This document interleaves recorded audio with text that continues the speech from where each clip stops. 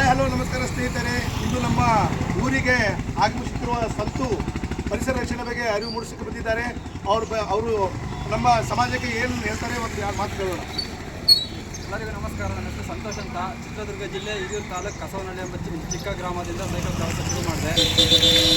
ಜನವರಿ 12ನೇ ತಾರೀಕು 2020ರಲ್ಲಿ ನಾನು 24ನೇ ಶುರು ಮಾಡಿದೆ. ಇಲ್ಲಿಗೆ 2 ವರ್ಷ 1 ವರ್ಷ 4 ತಿಂಗಳಾಗಿದೆ. ಇಂಡಿಯಾ, ನೇಪಾಳ್, ಭೂತಾನ್ ಈ 3 ದೇಶ ಸೈಕಲ್ ಪ್ರವಾಸ ಮಾಡ್ತಾಯಿದ್ದೀನಿ. ಟೋಟಲಿ 40,000 ಕಿಲೋಮೀಟರ್ ಆಗಿದೆ. ಇಂಡಿಯಾದಲ್ಲಿ 28 ರಾಜ್ಯ ಮುಗಿಸ್ಕೊಂಡು 29ನೇ ರಾಜ್ಯ ನಂದು. ಕರ್ನಾಟಕದಲ್ಲಿ 10 ಜಿಲ್ಲೆ ಮುಗಿಸ್ಕೊಂಡು ಇದು ಇವಾಗ 11ನೇ ಜಿಲ್ಲೆಗೆ ಹೋಗ್ತಾ ಇದ್ದೀನಿ, ರಾಯಚೂರಿಗೆ. ಸೊ ಇವಾಗ ಇತ್ತೀಚೆಗೆ ಮರ ಗಿಡ ಎಲ್ಲ ತುಂಬ ಕಡಿತಾ ಇದ್ದಾರೆ. ಆಕ್ಸಿಜನ್ ಕೂಡ ತುಂಬ ಕಡಿಮೆ ಆಗ್ತಾ ಇದೆ. ಇತ್ತೀಚೆಗೆ ಬಿತ್ತು ಪಾರ್ಟಿಕಲ್ಸು ಆ ಥರ ಎಲ್ಲ ಜಾಸ್ತಿ ಆಗ್ತಾ ಇದೆ.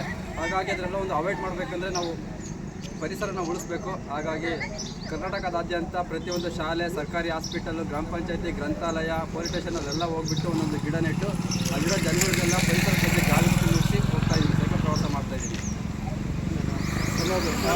ಅಣ್ಣಜಿಯವರು ಬಂದು ನಮಗೆ ಅರಿವು ಮೂಡಿಸಿದ್ರು. ಅವರಿಗೆ ತುಂಬ ಧನ್ಯವಾದಗಳು ಮತ್ತು ಅಭಿನಂದನೆಗಳು ಸಲ್ಲಿಸುತ್ತೇವೆ. ಜೈ ಹಿಂದ್, ಜೈ ಕರ್ನಾಟಕ.